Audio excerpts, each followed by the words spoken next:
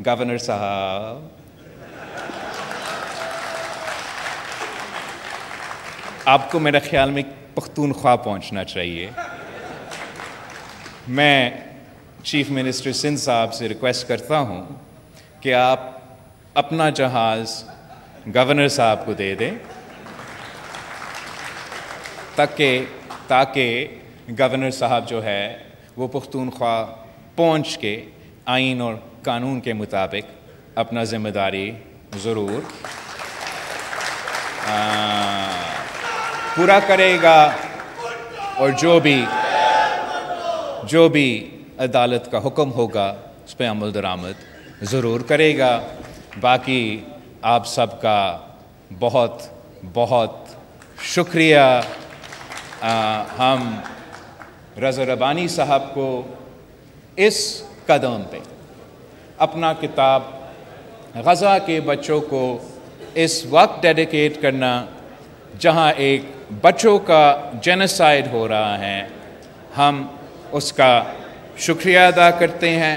और मैं अपना जुल्फ़िकार शाह साहब, मैं चाहूँगा कि जो हमारा लाइब्रेरीज़ है उन लाइब्रेरीज़ में ये बुक्स मौजूद हो ताकि पाकिस्तान के जो बच्चे हैं वो ना सिर्फ इस किस्म की किताब पढ़ सके मगर गज़ा के बच्चों के याद में ये काम किया जाए। आप सबका बहुत बहुत शुक्रिया।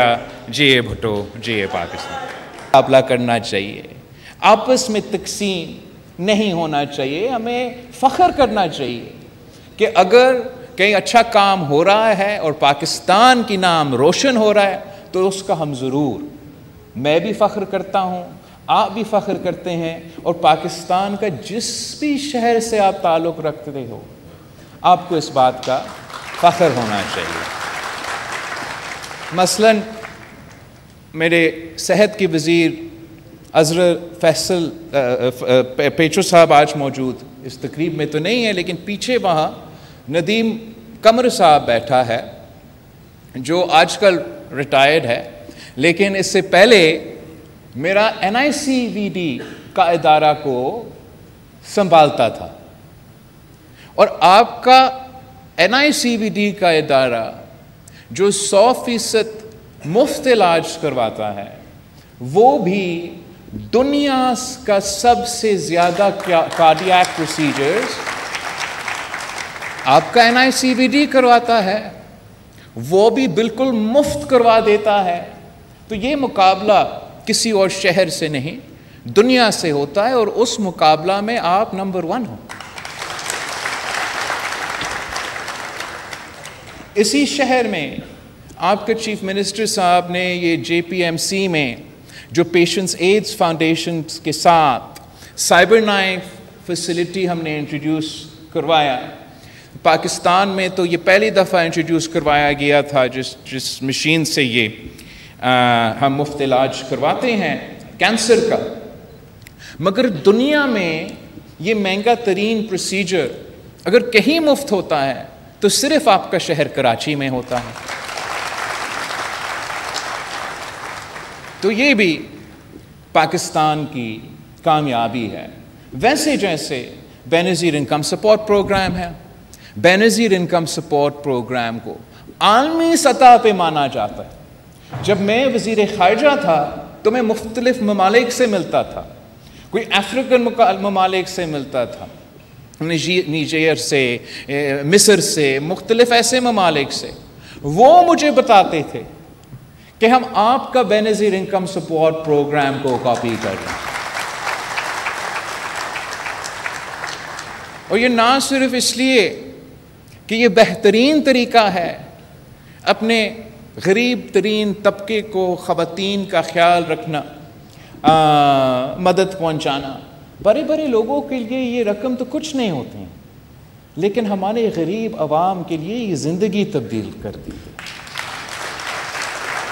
और ये मंसूबा का अनएक्सपेक्टेड बेनिफिट्स भी रहा है।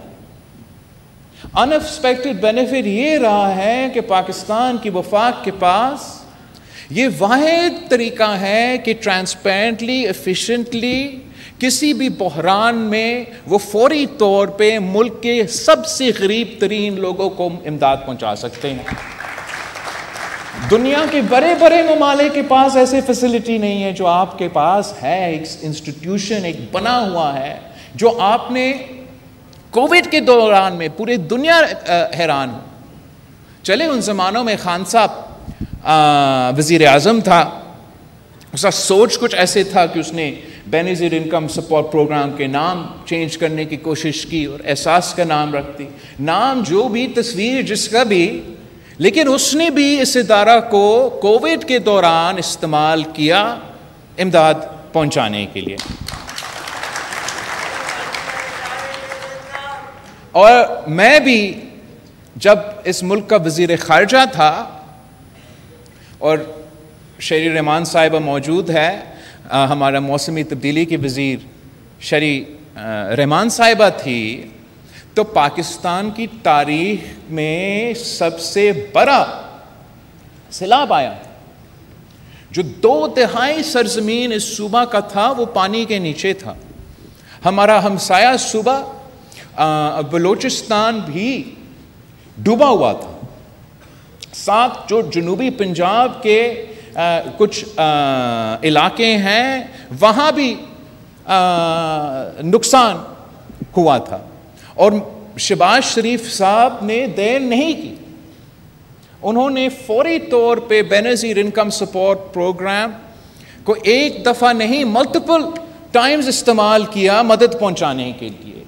और उन दिनों में जब हम डूबे हुए थे, दरबदर थे, खुद बागदौर कर रहे थे, ये सबसे बेहतरीन टूल था माली मदद पहुंचाने के लिए। और आज हम सूबा सिंध में एक और तारीखी काम कर रहे हैं जो उस सैलाब में नुकसान हुआ था। 20 लाख घर के नुकसान हुए थे, तबाह हुए थे हमारा सूबा सिंध में। आधा सिंध के जो तालीमी इदारे उनको नुकसान हुआ उस सैलाब में। और इसलिए कि वज़ीर आज़म साहब ने उस वक्त फौरी तौर पे अपील दायर किया। हम वज़ीर ख़ारजा थे तो हमने एंटोनियो गुटेरेस को, उन ज़माने में सितंबर था, उसका UN जनरल असेंबली चल रहा था, UN जनरल असेंबली को छोड़ के हमारा दावत पे वो पाकिस्तान आया, खुद दौरा किया और उनका अपना असेंबली का एजेंडा होते हैं, थीम होते हैं। मैं आज तक शुक्रगुजार हूं UN की सेक्रेटरी जनरल का कि उसने अपना थीम तब्दील कर दी और मौसमी तब्दीली पे पाकिस्तान के सैलाब में यूनाइटेड नेशंस का थीम डाल दिया और पाकिस्तान का मुकदमा बाकायदा लड़ा गया यूनाइटेड नेशंस के प्लेटफॉर्म से। साथ साथ हम COP27 चल रहा था उन ज़मानों में। एक डेवलपिंग कंट्रीज का इत्तेहाद है अक़वामी सतह पे, उनको कहते हैं द G77 प्लस चाइना। और वो मतलब दुनिया के जो डेवलपिंग ममालिक हैं, जो गरीब ममालिक हैं, जो ग्लोबल साउथ कहा जाता है, उनका एक इत्तेहाद है। और पाकिस्तान का वज़ीर ख़ारजा का उस वक्त बारी था कि इस इत्तेहाद का सरबराही जो काउंसिल ऑफ फॉरेन मिनिस्टर्स था वो मेरे पास था और उनका एक बहुत बड़ा रोल होता है COP27 पे। और हमने तारीख में ये जद्दोजहद रहा है कमज़ोर ममालिकों का, और पाकिस्तान का केस यही है। पाकिस्तान का केस, उन कमज़ोर ममालिकों का केस यही है कि ये जो मौसमी तब्दीली का नुकसान हम उठा रहे हैं, इसमें हमारा हाथ नहीं है। ये अमीर ममालिक ने अपने तरक्की के लिए अपना इंडस्ट्रियल रेवोल्यूशंस करवाते, अपने जंग लड़वाते